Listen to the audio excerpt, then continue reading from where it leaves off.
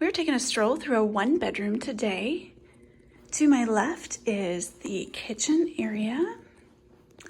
And this one has a kitchen pantry here for extra storage.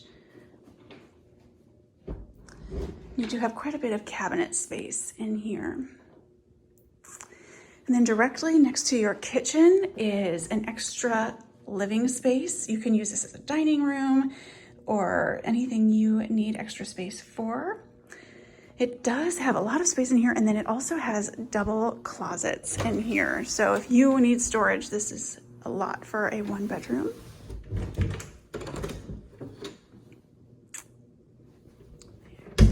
Give you a look at the whole area here.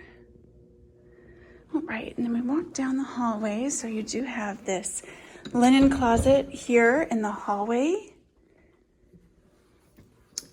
And then right next to that is your bathroom. And you do have another closet in here with extra storage. So you're not wanting for storage here. Again, this is a really large bathroom. So you have the tub shower combo here, the glass doors.